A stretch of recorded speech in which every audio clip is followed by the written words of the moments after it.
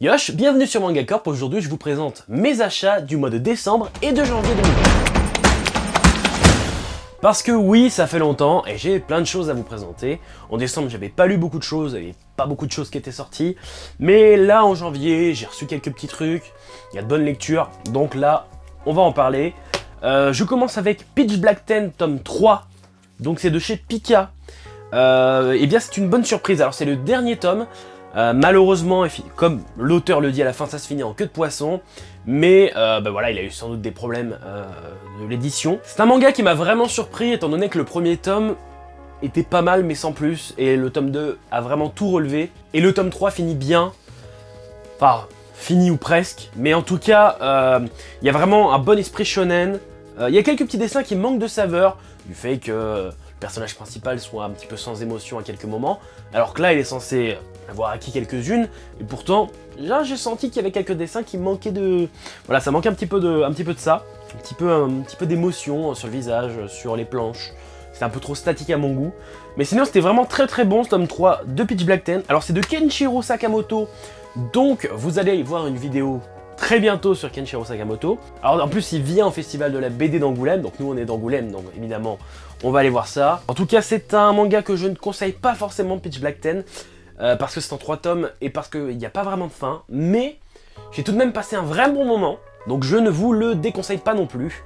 C'est pas mal du tout, mais il faut s'attendre à une fin, voilà, qui n'est pas vraiment une fin. De toute façon moi je m'en doutais. Le rythme n'était pas celui d'une série en 3 tomes. Mais ça reste très bon. Alors j'avais un peu de retard avec Seraph of the End Glen Ichinose, donc le spin-off de Seraph of the End sur Glen. J'ai lu le tome 2 et 3, donc là c'est le tome 2, mais j'ai lu aussi le tome 3 du coup. Et c'est pas mal du tout. Alors on enchaîne directement avec un tournoi dans ce tome 2. Un tout petit tournoi, vraiment ça dure pas longtemps. Mais déjà ça pose les bases, on revoit des personnages qu'on connaît déjà, étant donné que c'est un préquel à Seraph of the End, du coup on les connaît les personnages. Et c'est pas mal du tout, il y a toujours cet esprit un petit peu malin qu'a Glen. Et là ça va assez vite, du coup on comprend déjà plein de choses. Alors les Seraph of the End ils sortent pas vite, du coup j'ai oublié certaines choses. Mais je pense vraiment que quand vous êtes à fond dans Seraph of the End et que vous lisez les Glen Ichinose, donc le spin-off, vraiment on se dit waouh, il y a plein d'informations. Et c'est vraiment un plus qu'ils aient sorti cette série en France. C'est comme avec Shaman King, et ils vont sans doute sortir les spin-offs et ça va être très très bien. Et là, là aussi c'est très agréable, Seraph of the End c'est très bien, et donc tout ce qui est autour c'est aussi très très bien, c'est bien dessiné, il y a des bons personnages, bonnes relations, et la même ambiance que dans l'œuvre principale. Donc vraiment, c'est même pas un plus, c'est un indispensable quand vous êtes fan de la série. Alors j'ai reçu l'œuvre L'épreuve non corrigée de Black Shadow, donc je l'ai reçu de Pika. Alors en sachant qu'il va sortir début février, donc pas longtemps après cette vidéo. Hein. Donc ce tome 1 de Black Shadow, qui est pas mal du tout, donc c'est de Takuya Nakao, et je crois pas qu'il ait fait d'autres œuvres. Ça a un gros esprit fairy tale, sans fanservice, mais c'est un gros shonen classique, c'est-à-dire que vraiment on reconnaît les codes et ça innove pas forcément. Du moins dans ce tome 1. Freya, l'ombre du prince, tome 3. Alors on en avait fait une découverte du mois, c'est un... Je sais pas, je pense que oui c'est un shoujo, mais je suis extrêmement surpris. Déjà dans le tome 1 il était vraiment pas mal. Et dans le tome 2 c'était pareil en fait, encore mieux, c'est-à-dire que l'héroïne, donc je rappelle qu'il prend la place du prince, c'est pas vraiment un spoil, hein, et vraiment, et... on se dit, bon ça va être une fillette qui va essayer de s'assumer, etc. C'est du classique, c'est du cliché. Pas du tout. Pas du tout, c'est-à-dire que la fillette en question, c'est vraiment un prince de ouf, quoi. Donc c'est-à-dire qu'elle va diriger les armées, limite, elle va encourager les autres. Bon, effectivement, ça reste une paysanne, hein, donc que ça soit une fillette ou même un mec paysan, tu le mets au truc de prince avec des morts partout en pleine guerre, t'es dans la merde. Et c'est ça qui est très bien, parce que elle est pas dans la merde, enfin... Elle est bien entourée, mais tout de même, elle va faire sa part du travail, et c'est assez agréable de la voir s'émanciper si vite, même peut-être un peu trop des fois, mais franchement, ça va, c'est très très bien rythmé, les personnages sont hyper intéressants, l'auteur, vraiment, il peut l'en enlever, il peut en remettre, il peut les faire revenir, c'est... Vraiment, il laisse une hyper liberté là-dessus, une super liberté. Moi j'aime beaucoup cette œuvre, et c'est pas un shoujo comme les autres. Franchement, le public c'est pas que les filles, parce que le shoujo normalement c'est pour les filles, normalement, entre guillemets. Mais là, ça peut plaire vraiment à tout le monde, Freya, c'est très très bien. Mimesis tome 4, donc le dernier tome de chez Kana, là aussi, c'est pas une surprise, hein. On savait à quoi s'attendre, donc c'est une série comique. On n'a pas un gros tome, donc pour moi ça confirme le fait que l'auteur savait où il allait, et que c'était une série en 4 tomes. Voilà, les personnages, il n'y en a pas plus, il y a ce qu'il faut, il y a une bonne fin, c'est très agréable. Mimesis, c'est une série en 4 tomes, et voilà, il en faut pas plus tout simplement. Ça va pas plaire à tout le monde, mais bizarrement, j'ai pas forcément les arguments pour, mais en tout cas moi ça m'a plu. C'est drôle, les personnages vont jusqu'au bout, on sait à quoi s'attendre. Très bonne surprise de l'année 2019-2020. Blue Flag, le tome 4 de chez Kurokawa. Blue Flag, c'est très très bien, c'est bien fait. Je pense que le must, c'est vraiment les relations entre les personnages, et le fait que les personnages, ils sortent pas du lot non plus, ils sont pas originaux, mais c'est bien construit dans le sens où, voilà, il sait comment il est le personnage, et il le laisse comme ça, il n'y a pas d'écart, c'est vraiment bien ficelé. Les relations entre les personnages sont bien faites, c'est assez réaliste enfin en tout cas je trouve, et franchement c'est hyper intéressant. Déjà on en parle de la jaquette du tome 4 qui est vraiment sublime, il y a toujours des ambiguïtés évidemment, c'est vraiment hyper sympa. Bon, là à la fin de ce tome 4, j'ai un peu anticipé ce qui va se passer dans le tome 5, peut-être que je serai surpris, et si je suis surpris, bah, ça va être juste un plus pour eux, hein, parce que franchement, Blue Flag, vraiment j'aime beaucoup. Je sais toujours pas vraiment ce que c'est, si c'est un shonen, un shoujo ou ce que vous voulez. Pour moi ça peut plaire à tout le monde. Effectivement il n'y a pas d'action, mais c'est très très très bien. New World Adventure, tome 2. Alors on va en faire une minute manga, peut-être que c'est déjà sorti, parce que New World Adventure c'est juste trop bien et personne n'en a parlé, absolument personne. C'est un isekai, un très bon isekai, ma foi assez classique au Japon. En France on n'en a pas beaucoup des comme ça, par Mushoku Tensei. C'est juste très très bien. Ce tome 2, bon moi j'avais lu un petit peu les scans, parce que voilà, les isekai, je me tiens un jour, hein, même quand ça sort pas en France. Et c'est pas mal du tout, ça avance. Bon, le gosse est surcheaté, mais on sait pourquoi, et on sait ce qu'il a à faire. Donc c'est agréable, j'en veux plus, parce que là, on n'a pas eu assez. Je crois que le tome 3 sort dans pas si longtemps, donc c'est agréable. Et moi je le conseille évidemment. Alors je ne sais pas s'il sera sorti pour vous au moment où vous allez regarder cette vidéo, mais Fire Force tome 13, donc on l'a reçu de chez Kana, merci beaucoup Kana. Fire Force, c'est juste très très bien. Après c'est des petits tomes, hein, je trouve, donc on a pas mal de choses. C'est assez, voilà, c'est bien rythmé, ça va vite, mais moi j'en veux plus quoi. Donc évidemment parce que j'avais content, hein, mais sinon c'est pas mal du tout. Là on enchaîne sur un nouvel arc, on peut le dire, où nos protagonistes vont ailleurs. Alors vu que ça fait un petit moment que j'avais pas lu Fire Force, j'ai oublié quelques têtes, du coup j'étais en mode c'est qui lui déjà, donc faudra que je fasse quelques petites recherches là-dessus, mais c'est toujours très très bien, même si c'est le début d'un arc, du coup on n'en a pas vu grand chose de cet arc, mais je veux déjà le tome 14, donc Fire Force c'est toujours aussi bien quoi. Tales of Demon and Gods, donc Todag, tome 4 de Nazca Edition. Donc évidemment, hein, vous connaissez mon amour pour Todag bien sûr, et en plus on va voir Nazca Edition ce week-end au Festival de la BD d'Angoulême. Todag, je vous en ai déjà parlé, hein, on en a fait un minute manga, on en a même parlé en vidéo, en achat manga, tout ça, donc si vous voulez des infos, il n'y a aucun problème, vous allez en trouver. Alors, ce tome 4, ce tome 4 est toujours aussi bien. Alors évidemment, moi je connais déjà l'histoire, parce que je suis les scans, mais c'est toujours un plaisir de relire ça, en plus en format papier. Oh là là, mais quel plaisir! C'est... Donc Nelly avance dans son aventure, évidemment. Les dessins sont toujours aussi classe, enfin moi je trouve en tout cas. La couleur ça donne vraiment un plus, il y a vraiment des gens qui aiment pas, mais moi je trouve que ça donne vraiment un plus. Après je suis habitué aux webtoons, mais le fait de l'avoir en papier, le papier qu'a Nazca Edition est juste parfait. La couleur, l'impression, c'est juste très très bien. Et bon, là on est toujours au début, hein, pour ce tome 4 de Nelly qui vient d'arriver, qui commence à se développer avec ses amis. Et c'est vrai que c'est là que je me rends compte, parce qu'en webtoon on s'en rend pas vraiment compte, mais il va y avoir beaucoup de tomes de Todag, beaucoup de tomes. On est déjà au tome 4, ça va vite quand même, hein. Franchement il y a une parution assez rapide, Et franchement, je pense que là, en scan, on est en 15-20 tomes minimum. Donc, il y a de quoi faire. Les jaquettes sont toujours très belles. J'ai cru voir celle de 5. Ça me plaît un petit peu moins. Après, pour le tome 3 et 4, ils ont fait une jaquette reversible. Donc, il y en a bien une qui va vous plaire.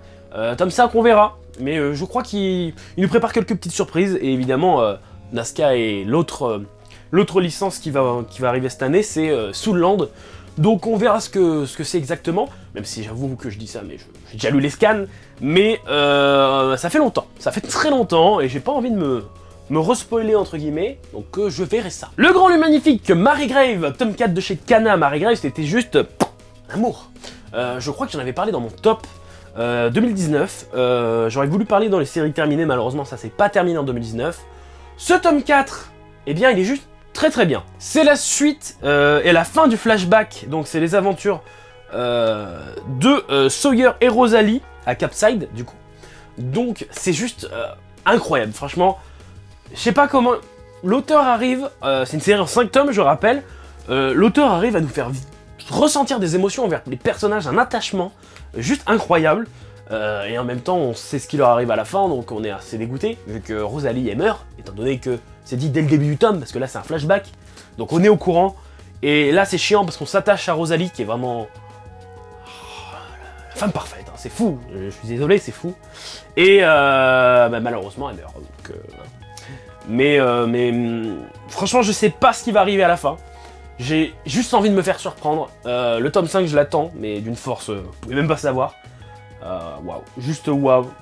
Mary Grave, c'est un grand coup de cœur. Je pense que ça sera encore dans mon top 2020.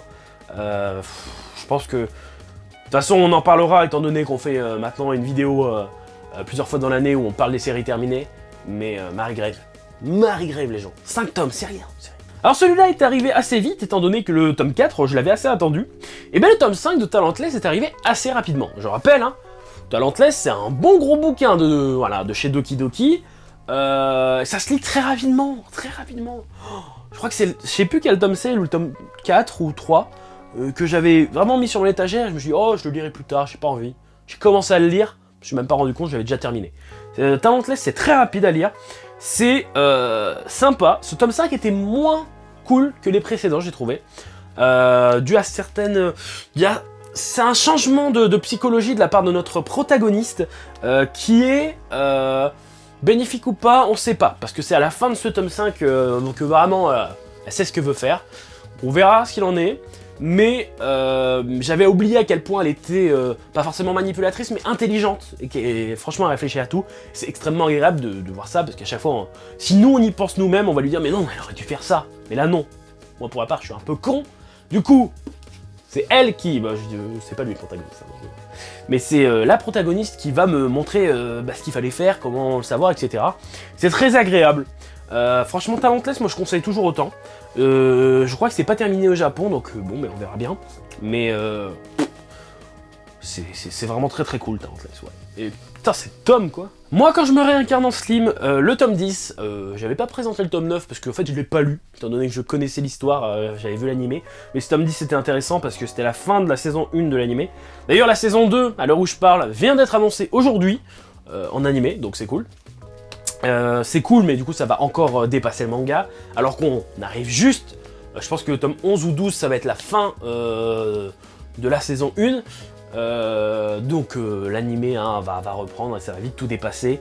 Mais ce manga est juste très bien, très bon isekai, assez original, enfin moins en France évidemment, hein, parce que les isekai au Japon, plus rien ne peut être original. Hein.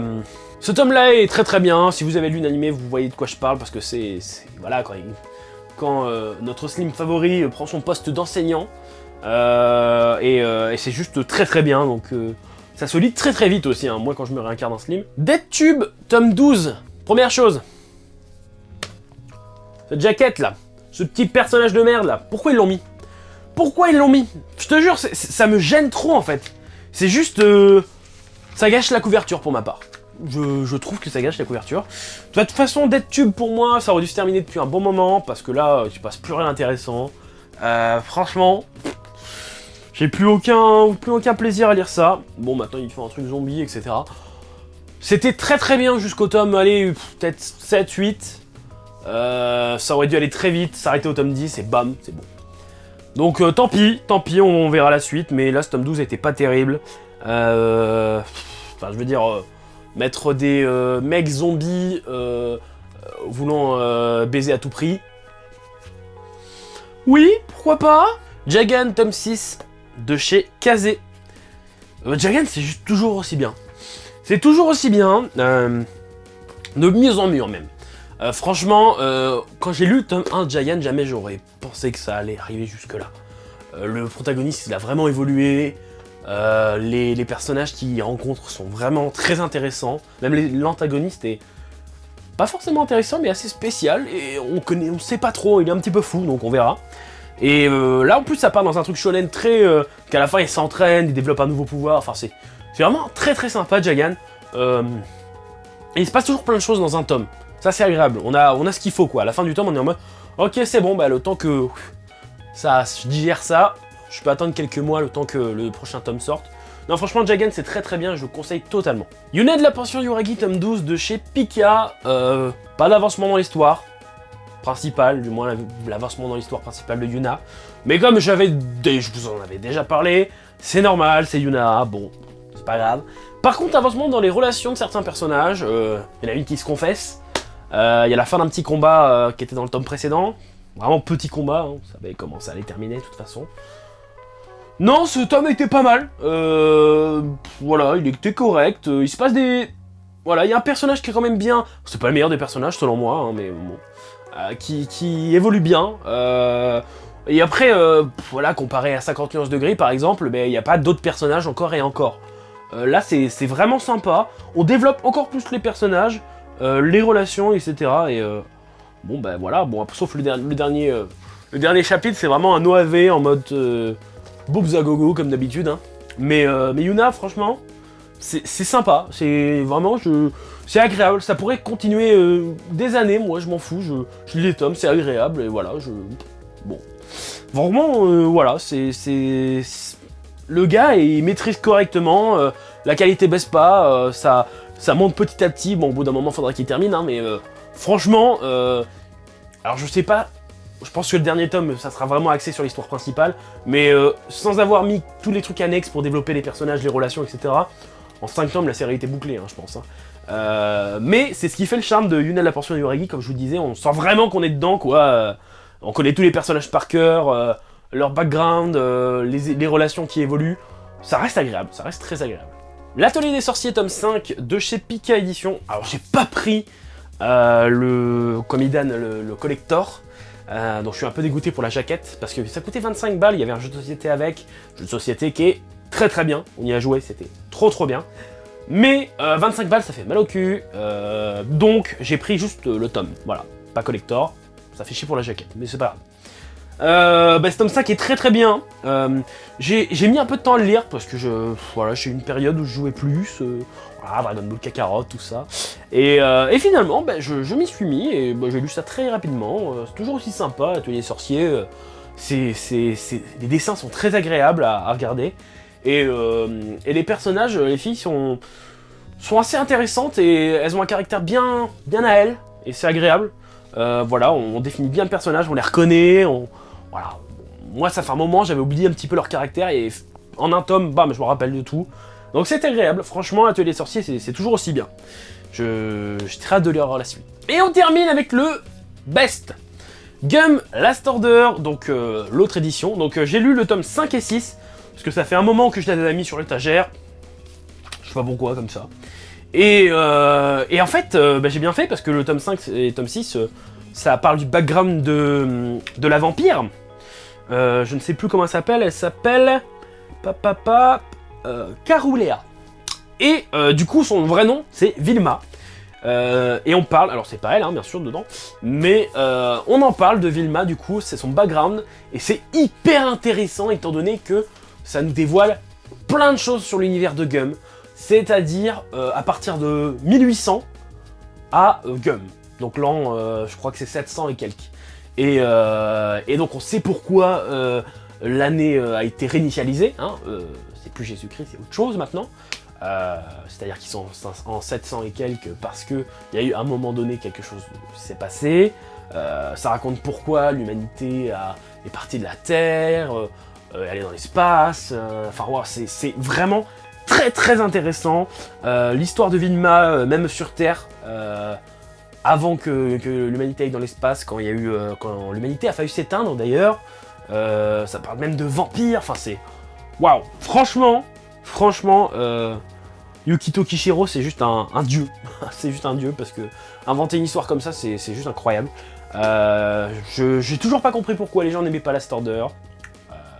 Idan n'aime pas Last Order. Enfin, du moins, il n'aime pas, il aime moins. C'est vrai qu'il n'y a plus l'aspect seinen. Ça reste très très shonen maintenant.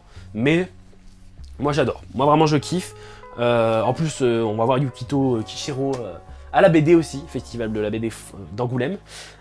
Et donc c'est très agréable. Bon, malheureusement pas d'interview, on n'a pas réussi à l'avoir. Mais on va aller à sa masterclass et peut-être que j'arriverai à me faire dédicacer un manga. Bon, même si ça reste une dédicace. Mais en tout cas, Gum Last Order, c'est juste incroyable. Donc achetez ce coffret. Si. Voilà, il est juste trop bien. Je sais pas s'il y en a encore. Il a été réédité fin d'année dernière.